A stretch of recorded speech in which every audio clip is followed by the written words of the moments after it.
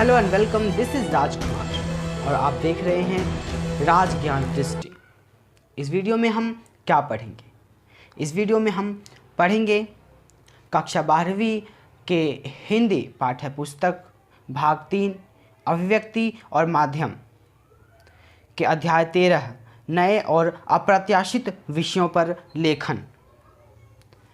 मैं आपको बता दूं कि इससे पहले हमने इस किताब के अन्य अध्यायों की चर्चा कर ली है, जैसे कि विशेष लेखन स्वरूप और प्रकार, कैसे करें कहानी का नाट्य रूपांतरण, कैसे बनता है रेडियो नाटक।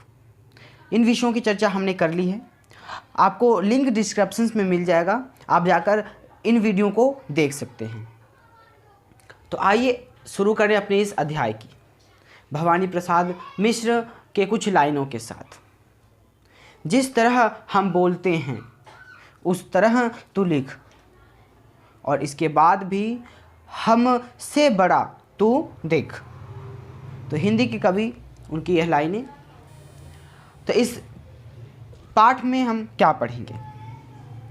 हम जानेंगे कि क्या है अप्रत्याशित विषयों पर लेखन, क्या हो सकती है इसकी कोई तकनीक, कैसे करें तैयारी।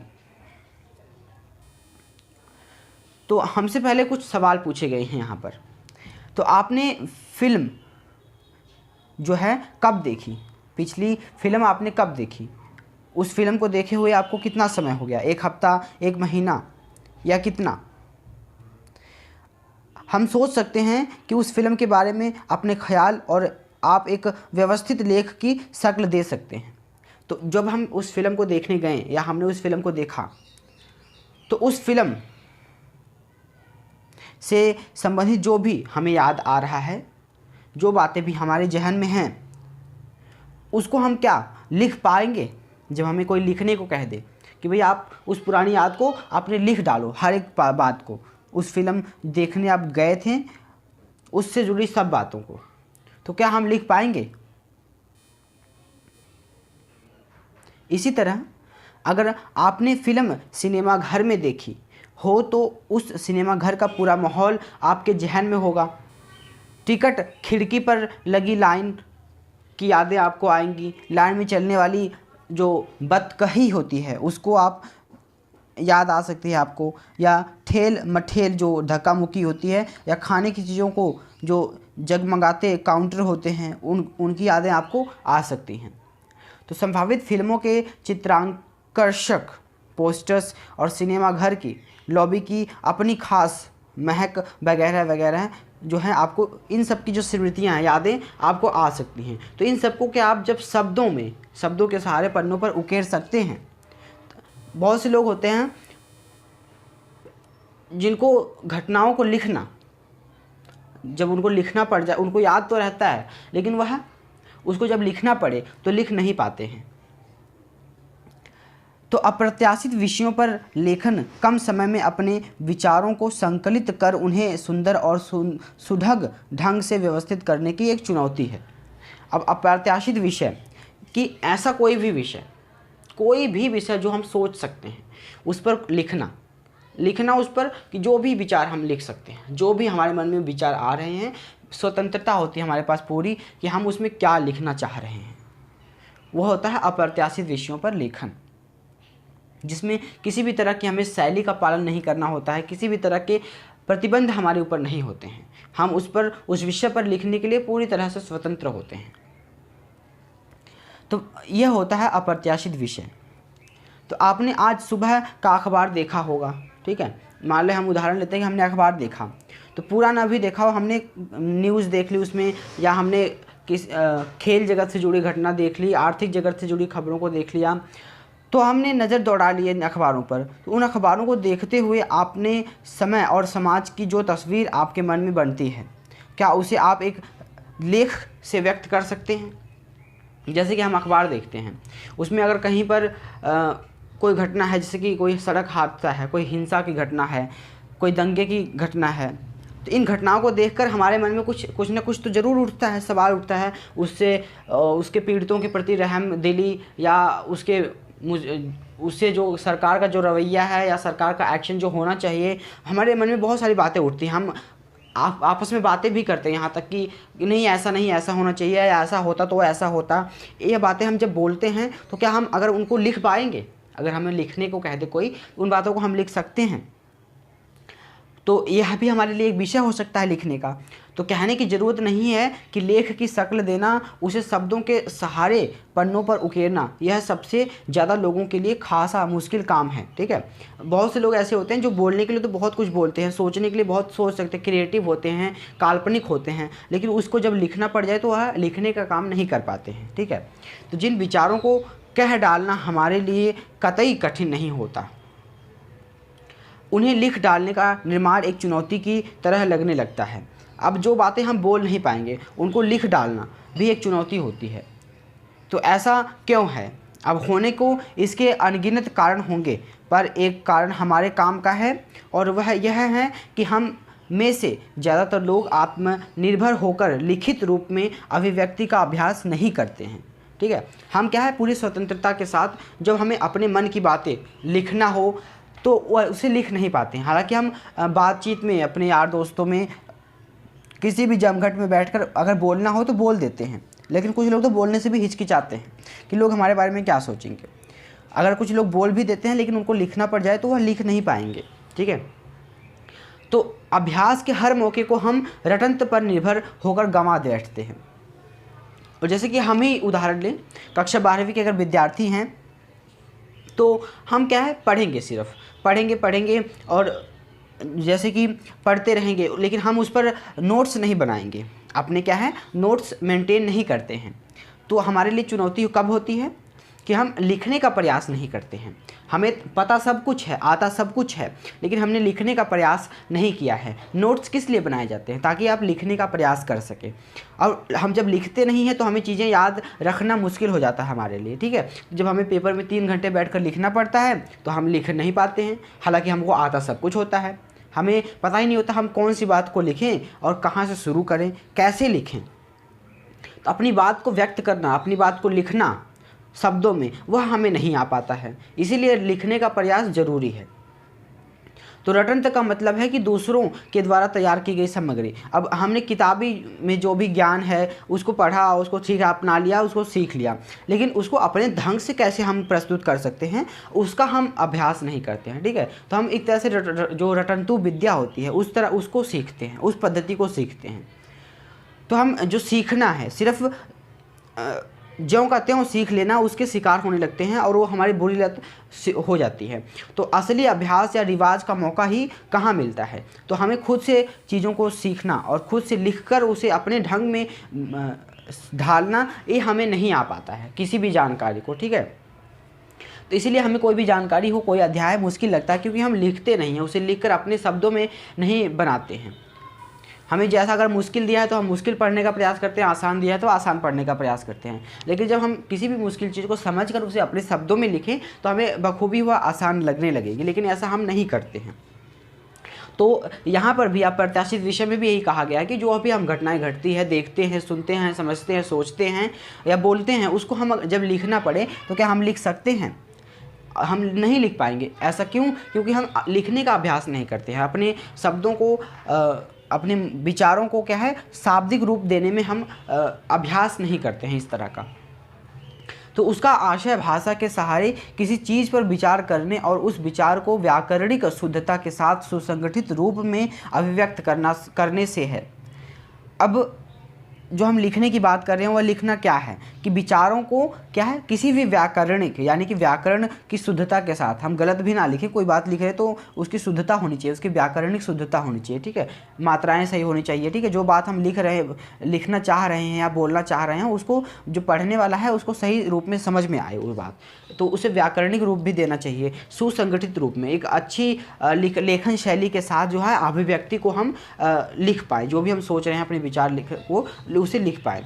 तो भाषा क्या है, विचारों की अभिव्यक्ति का माध्यम नहीं, स्वयं विचार करने का साधन भी है। जो भाषा है वह क्या, स्वयं में विचार करने की साधन भी है, ना कि अभिव्यक्ति का साधन मात्र। तो विचार करने और उसे व्यक्त करने की यह प्रक्रिया निबंध के परिचित विषयों के साथ आमतौर पर घटित नहीं हो पाती है। ठीक है, अब जो विचार हम करते हैं उसमें हम निबंध तो हम निबंध है ऐसा जिस पर हम खुलकर लिखते हैं या हमें उसमें लिखने का अभ्यास करने को मिल पाता है। लेकिन निबंध में भी क्या हम अपने विचार नहीं डाल सकते हैं हर जगह, उसमें मैं जैसा प्रयोग नहीं कर सकते कि मैं सोचता हूँ ऐसा नहीं है। उसमें जिस विषय पे हमें लिखने को कहा है उस विषय में क्या तथ्य क्या परिणाम है उसको हम लिखते हैं, ना कि अपने विचारों को। तो इसका कारण यह है कि उन पर तैयारशुदा सामग्री प्रचुर मात्रा में उपलब्ध रहती है और हम कुछ नया सोचने लिखने की जहमत उठाने के बजाय उसी सामग्री पर निर्भर हो जाते हैं। अब हमें किसी विषय पर निबंध लिखना हो तो हम उस विषय पर पहले से लिखे निबंधों को उठाते हैं और उसको पढ़ लेते हैं एक तरह से, और उसी को फिर उसी रूप में लिख देते हैं।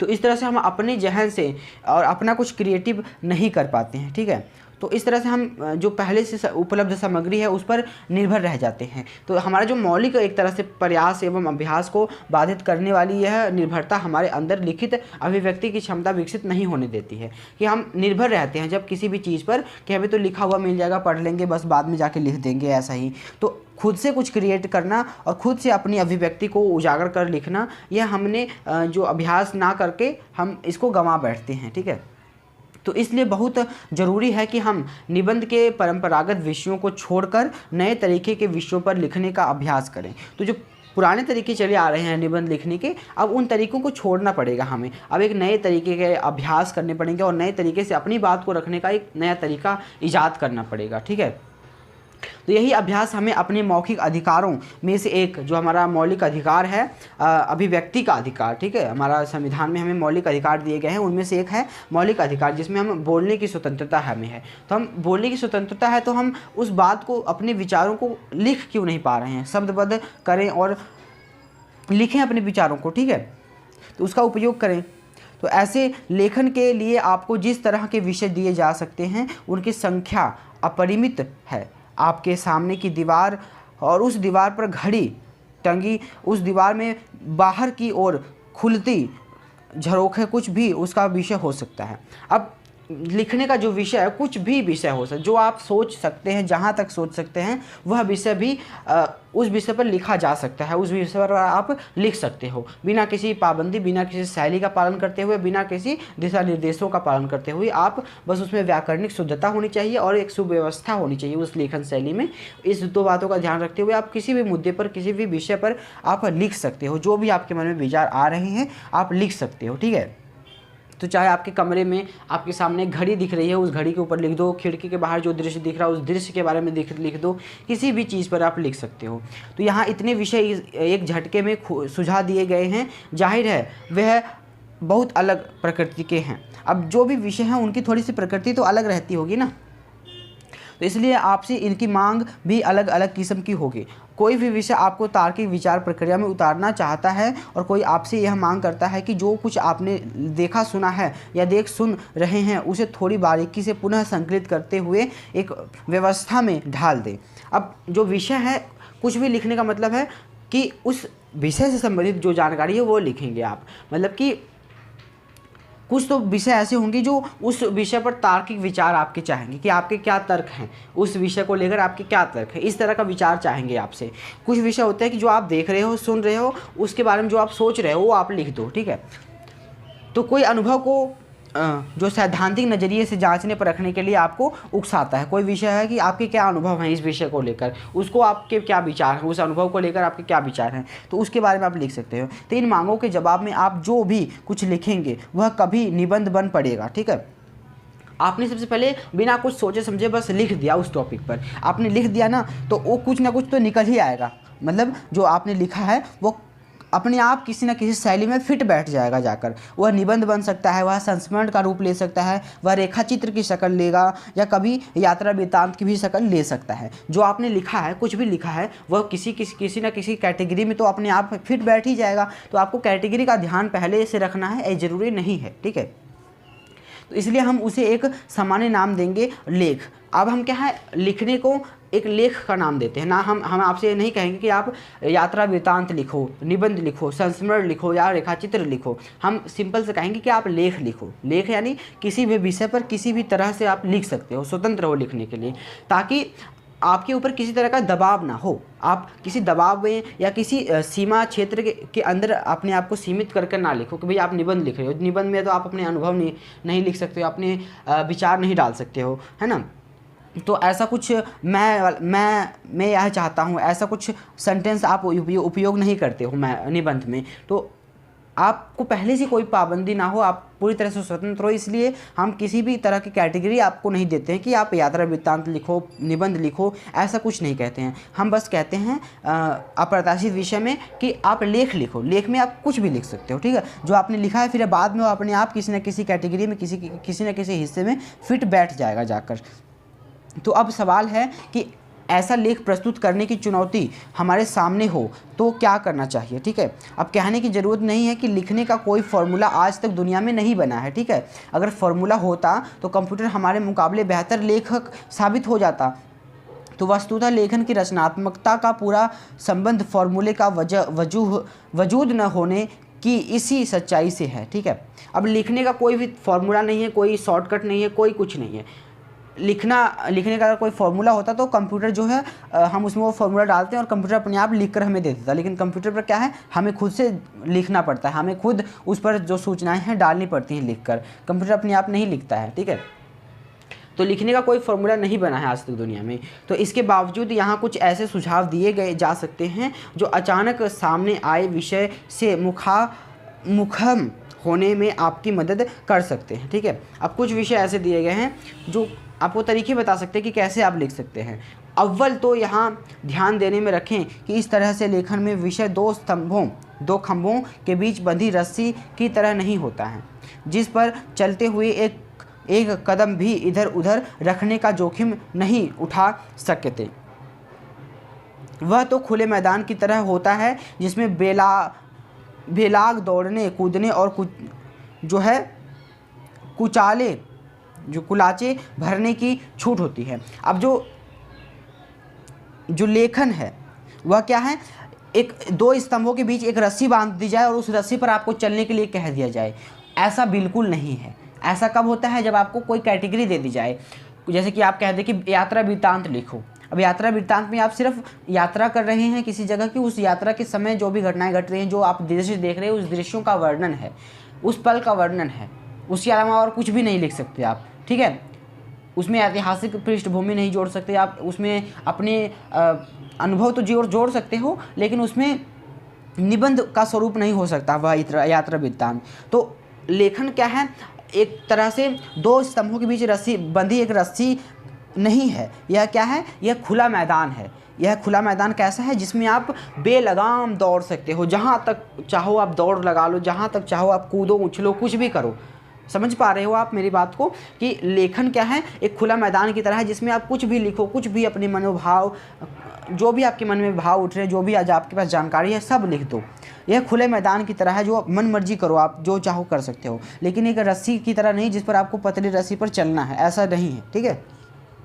यहाँ पर यह बताया गया है। तो दरअसल दिए गए विषय के साहचर्य से जो भी सार्थक और सुसंगत विचार हमारे मन में आए हैं। अब कुछ भी लिखने का मतलब कुछ भी नहीं लिख दो। कहने का मतलब यह है कि जो हमारे पास विषय दिया गया है उसमें जो साहचर्य है, जो हमारे एक सार्थक और सुसंगत विचार हो सकते हैं, ठीक है, हमारे जो मन में आते हैं, उन्हें हम यहाँ पर व्यक्त कर सकते हैं। तो हाँ, अपेक्षाकृत स्पष्ट फोकस करने वाले विषय मिलने पर, जैसे कि मसलन टीवी धारावाहिकों में स्त्री, इस पर जो विचार प्रवाह को थोड़ा नियंत्रित रखना पड़ता है। अब इन पर लिखते हुए विषय में व्यक्त वस्तु स्थिति की हम अपेक्षा नहीं कर सकते। अब हमें क्या टॉपिक दिया गया है कि धारावाहिकों में स्त्री की भूमिका, यानी कि धारावाहिक या सिनेमा जो है स्त्री के बगैर संपूर्ण नहीं दिखते हैं, ठीक है। उसमें उसकी भूमिका एक ज़रूरी भूमिका है, आवश्यक भूमिका है, स्त्री होनी ही चाहिए। जैसे हम कोई फिल्म देखते हैं तो उसमें हीरोइन अवश्य होनी चाहिए, ठीक है। तो हीरोइन, अब हीरोइन के ऊपर लिखना कि उसकी आवश्यकता आखिर क्यों पड़ती है, उस आवश्यकता के ऊपर हमें सब कुछ लिख देना है। लेकिन हमें पूछा गया हीरोइन के बारे में, हम ऐसा नहीं कि हीरो के बारे में बताने लगेंगे, क्योंकि हीरो को एक क्या जीवन साथी चाहिए होता है हर फिल्म में, या उसके साथ बातें करने के लिए कोई चाहिए होता है ना। तो ऐसा नहीं कि हम हीरो के बारे में लिखने लगें, हम स्त्री के बारे में लिखेंगे कि स्त्री की क्या भूमिका है। तो हम अपने विषय से भटक नहीं जाएंगे। तो हम अपने जो वस्तु स्थिति है उसके ऊपर ही रहकर उस बात को लिखेंगे। तो इसलिए बहुत खुलापन रखने वाले विषयों पर अगर हम शताधि कोणों से विचार कर सकते हैं। अब कुछ विषय ऐसे होते हैं जो क्या उनके जो डायमेंशनल होते हैं, जो क्या है बहुत सारे कोण होते हैं, बहुत सारे विषयों से जुड़कर कोई विषय तैयार होता है। तो ऐसे के लिए हम हालांकि अन्य विषयों पर लिख सकते हैं, ठीक है, खुलकर विचार रख सकते हैं अन्य विषयों पर भी। तो उनसे भिन्न जो किंचित केंद्रित प्रकृति के विषयों पर विचार करने के कोण स्वाभाविक रूप से थोड़े कम होते हैं, ठीक है। अब हम जो कुछ विषय होते हैं, जो कुछ विषय मिलकर एक मुख्य विषय बनाते हैं, ठीक है। तो हम उस मुख्य विषय पर अधिक फोकस करेंगे और अन्य जो विषय उसको बनाते हैं उस पर जरा सी नज़र फेरेंगे। तो इस तरह का कुछ लिखेंगे हम उनको लेकर।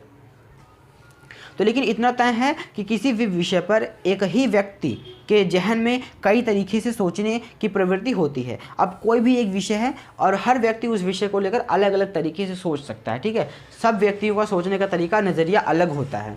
तो ऐसी स्थिति अगर आपके साथ हो तो सबसे पहले 2 मिनट ठहर कर यह तय कर लें कि उसमें किस कोण के उभरने वाले विचारों को आप थोड़ा विस्तार दे सकते हैं, ठीक है।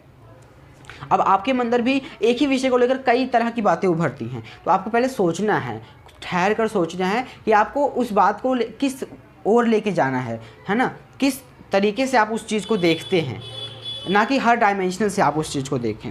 तो यह तय कर लेने के बाद आप एक आकर्षक सी शुरुआत पर विचार करें, ठीक है। अब आकर्षक से शुरुआत जब करें तो उस पर विचार करते हुए हाँ यह ख्याल रहे कि वह शुरुआत आकर्षक होने के साथ साथ निर्वाह योग्य भी हो, यानी कि जो भी आप विचार कर रहे हैं उसमें निरंतर निर्वाह हो, यानी कि वह बढ़ती जाए, आगे से आगे बढ़ती जाए, उसमें रुकावट ना हो उत्पन्न हो। यानी कि आपने शुरुआत में ही सब बात बता के ख़त्म कर दी, अब आगे जानने की कोई इच्छा ही ना हो किसी की, ठीक है, आपके उस लेख में। तो ऐसा भी नहीं करना कि एक ही सेंटेंस में या शुरुआत में ही सब कुछ बात बता के ख़त्म कर देनी, सस्पेंस बनाकर रखना है। जैसे कहते हैं ना कि पढ़ने की जो लगन है पाठक वर्ग की वह बनी रहनी चाहिए आपके लेखन के साथ, तो ऐसा लेखक लिखना है।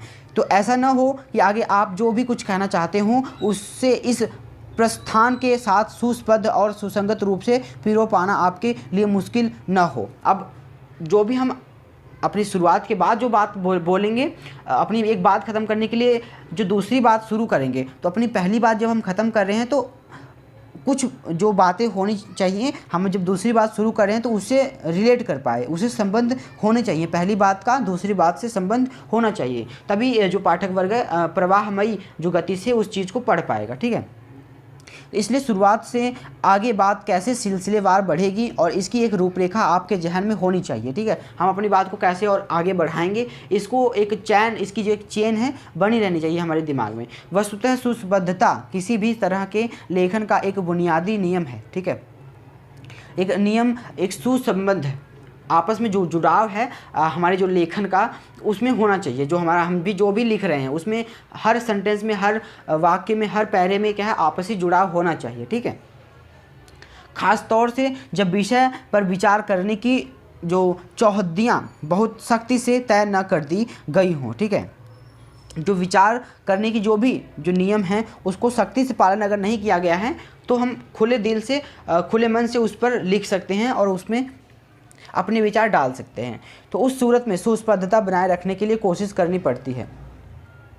अब जैसे कि अगर हमें कोई एक विषय के अंदर विचार करने के लिए सीमित कर दिया गया हो तो उसमें जो सुस्पष्टता बनाने की जो चुनौती है वो और बढ़ जाती है, ठीक है। जब चौहद्दियाँ सख्ती से तय कर दी गई हों तब बाहरी आरोपित अनुशासन ही विचार प्रवाह में कमोवेश आंतरिक संबद्धता कायम कर देता है, ठीक है। तो एक तरह से जो हमें पैमाना तय कर दिया गया हो विषय का एक पैमाना, जैसे कि किसी भी विषय को लेकर उसकी ऐतिहासिक पृष्ठभूमि को हमें दर्शाना हो तो हम सिर्फ इतिहास के बारे में लिखेंगे ना, भविष्य में क्या होगा उसको हमें लिखने का कोई विषय नहीं बनता है। तो हमें एक ऐतिहासिक विषय के अंदर बांध दिया गया है तो हमें उस विषय के अंदर संबद्धता होनी चाहिए, ठीक है। किस तरह की ऐतिहासिक घटनाएं घट रही हैं उस विषय को लेकर उसको हमें विवरणात्मक रूप से उसको रखना चाहिए और क्रमबद्ध तरीके से उसको रखना है। तो विवरण विवेचन के सुसंबद्ध होने के साथ साथ उसका सुसंगत होना भी अच्छे लेखन की एक खासियत है। तो कोई भी अगर लेखक लिख रहे हैं तो उसमें विवरण होना चाहिए, विवेचन होना चाहिए, ठीक है, और उसमें सुसंबद्धता होनी चाहिए और आपसी जुड़ाव और सुसंगत होना चाहिए, तो तभी एक अच्छा लेखन कहा जाएगा, ठीक है। आपकी कही गई बातें न सिर्फ आपस में जुड़ी हों, जो भी हम बातें कह रहे हैं उसमें आपस में जुड़ाव होना चाहिए, एक बात का दूसरी बात से जुड़ाव होना चाहिए, बल्कि उनमें तालमेल भी हो, ठीक है। अगर आपकी दो बातें आपस में ही एक दूसरे का खंडन करती हों तो यह लेखन का ही नहीं, किसी भी तरह की अभिव्यक्ति का एक अक्षम दोष है। अब किसी भी एक बात से एक ही सेंटेंस में, एक ही लाइन में हम कोई एक बात कह रहे हैं और फिर आगे जाकर दूसरे पैरे में उस लाइन का खंडन, उसके विरुद्ध कोई बात कह रहे हैं, तो ये तो हमारे साफ साफ हमने अपना खुद का विरोध कर दिया। तो पाठक वर्ग कैसे विश्वास कर लेगा आपकी बात पर, जहाँ पर आप एक बात को एक पैरे में सही बता रहे हैं और उसी बात को दूसरे पैरे में जाकर गलत बता रहे हैं। तो आप अपनी बात पर दो तरफा मत होइए, ठीक है। किसी भी मुद्दे को लेकर क्या है, हम अपनी एक ही बात को दूसरे बात से खंडन नहीं कर सकते हैं, ठीक है। सुसंबद्धता को सुसंगठित और बेहतर तरीके से समझने के लिए एक मोटा उदाहरण दिया जा सकता है, ठीक है। सुसंबद्धता और सुसंगति होती क्या है उसको हम एक उदाहरण से समझ लेते हैं। तो मान लीजिए मौसम की चर्चा करते समय, अब हम किसी मौसम की चर्चा कर रहे हैं, ठीक है, तो आप एकाएक राजनीति पर बात करने लगें और ऐसा करने का कोई ठोस आधार या कारण, मसलन समानता के आधार पर कोई व्यंग करना या इन दोषों का कोई पारस्परिक प्रभाव रेखांकित करना प्रकट न हो। अब क्या है, हम मौसम की बात कर रहे हैं और मौसम की बात करते करते राजनीति की बात करने लग जाएं, तो ये कहाँ से की सुसंबद्धता हुई? यह सुसंबद्धता सुसंगति नहीं है। जबकि अगर हमें राजनीति की बात करनी ही है, मतलब कोई ऐसी बात जिसमें हमें राजनीति की बात बतानी ही है, तो उसमें क्या है, समानता होनी चाहिए, ठीक है। उसका कोई आधार होना चाहिए, कोई व्यंग होना चाहिए, ठीक है। कोई पारस्परिक प्रभाव या रेखांकित जो प्रकट करना है वह होना चाहिए, उससे जुड़ाव भी होना चाहिए उस विषय का। तो आपकी बातों में संबद्धता का अभाव दिखेगा। अगर हम इन बातों को ध्यान में नहीं रखेंगे तो हमारी जो बातें हैं उसमें क्या है, आपस में कोरिलेट नहीं कर पाएंगी, वो बातें रिलेट नहीं कर पाएंगी आपस में, और उसका हमें अभाव स्पष्ट रूप में दिखेगा। तो इसी तरह मौसम की चर्चा करते हुए आप किसी खास दिन, समय और स्थान के मौसम को एक बार खुशगवार बताएं और दूसरी बार उबाऊ बता दें। अगर हम कहीं का मौसम बता रहे हैं, हम कह रहे हैं जी हिमालय का मौसम तो बहुत अच्छा होता है, बर्फीला मौसम, बर्फ़ पड़ती है, ठंडा मौसम, ठंडी हवाएं, फिर हम बाद में कह दें कि जी वहाँ तो गर्मी पड़ती है, जी वहाँ तो गर्म मौसम होता है और वहाँ पसीने आते हैं, धूप लगती है। तो पहले तो हम कह रहे हैं जी बहुत अच्छा मौसम है, बाद में कह रहे हैं जी नहीं ऐसा नहीं है, तो हमने अपनी बात का खंडन कर दिया ना। तो लेखक कहेगा कि क्या ये बकवास कर रहा है, इसकी बात में क्या सच्चाई है, कोई सच्चाई नहीं है। तो आपसे जुड़ नहीं पाएगा, जो पाठक है वह आपसे जुड़ नहीं पाएगा। तो आप अपनी कही हुई बात को ही अपने खुद झुठा दे रहे हैं, तो कौन आपको पढ़ना चाहेगा? कोई नहीं पढ़ना चाहेगा। इसलिए लेख चाहे वह संस्मरणात्मक हो या रेखात्मक हो, ठीक है, रेखा चित्रात्मक हो अथवा वैचारिक, उसकी सुसंबद्धता और सुसंगति के प्रति हर लेखक को सचेत होना चाहिए। वैसे हमारे सोचने की प्रक्रिया स्वाभाविक रूप से इन गुणों को धारण करती ही है, फिर भी सचेत न रहने पर संभव है यह गुण कहीं न कहीं नदारद हो जाएंगे, ठीक है।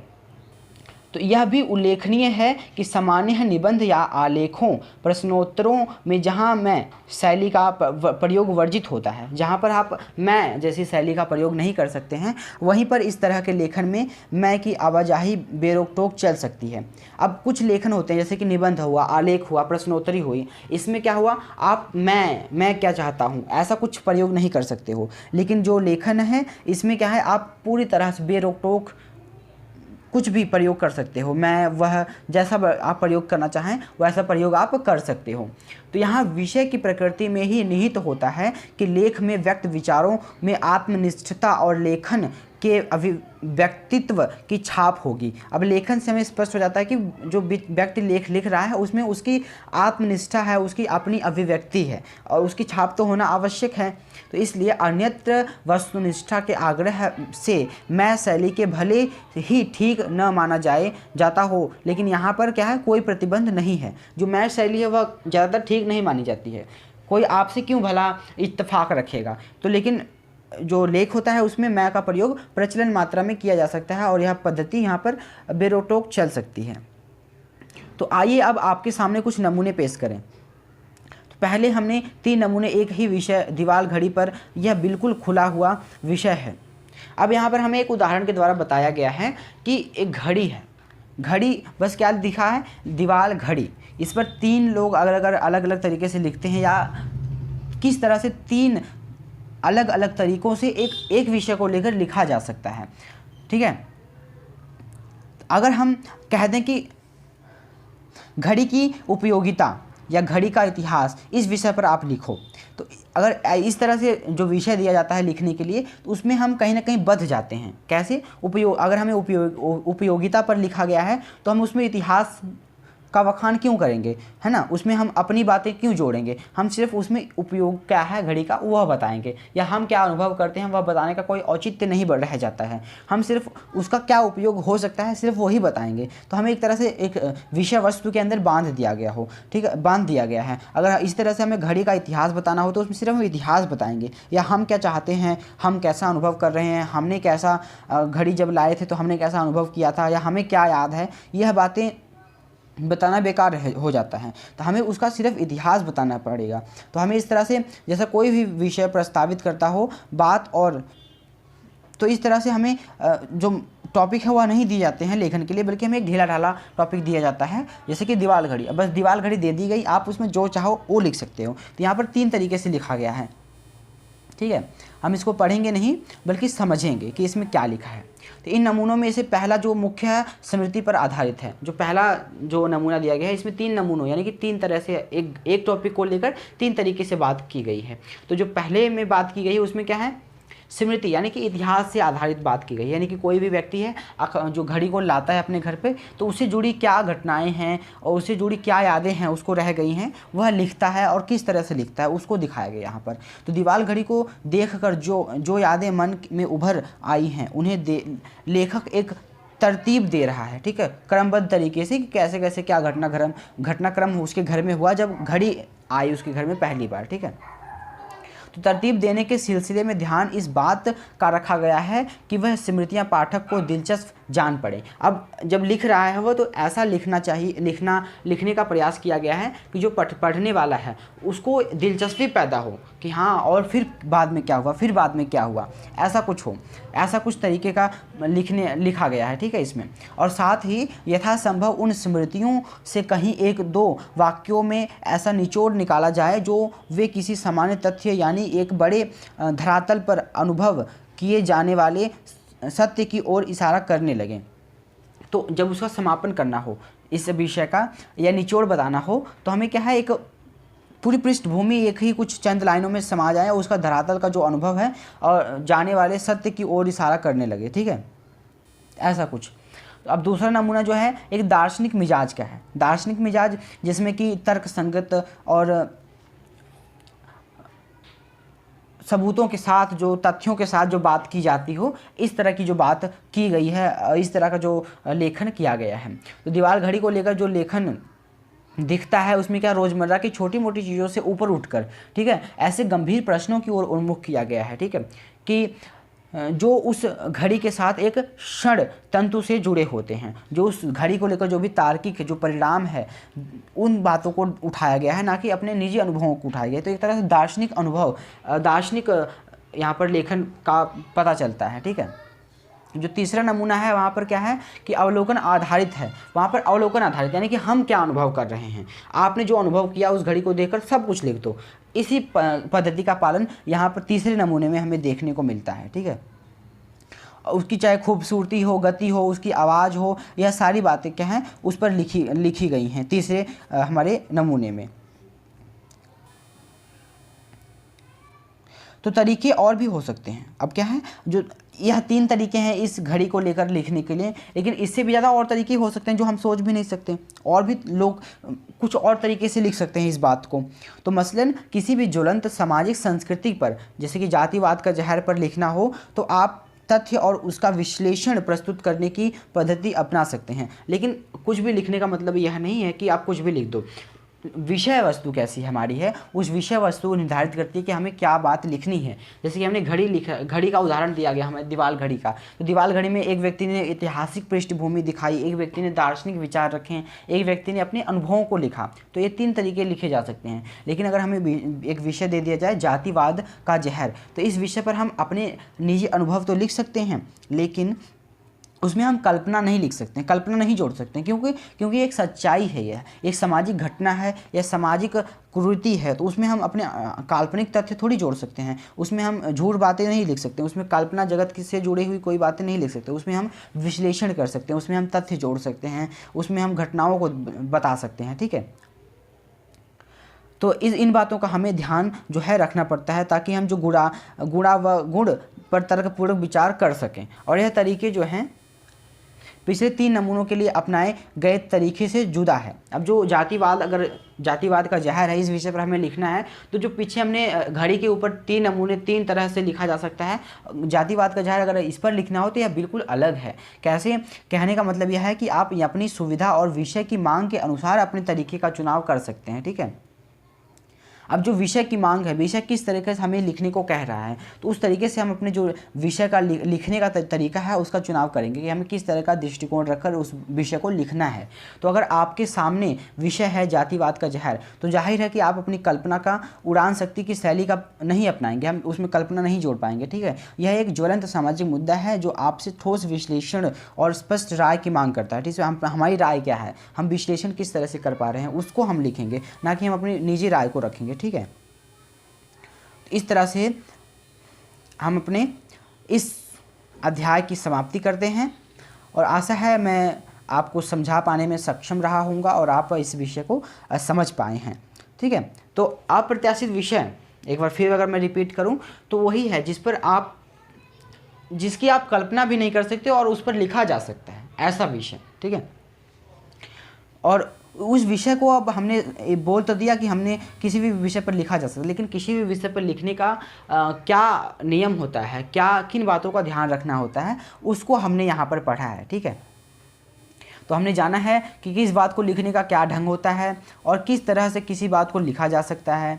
ठीक है, अब आगे भी हम इसी तरह की चर्चा करते रहेंगे। तब तक मेरे चैनल को लाइक और सब्सक्राइब करते रहें और शेयर करते रहें, और आगे भी आपको मैं ऐसी ही वीडियो लाता रहूँगा। तब तक के लिए धन्यवाद।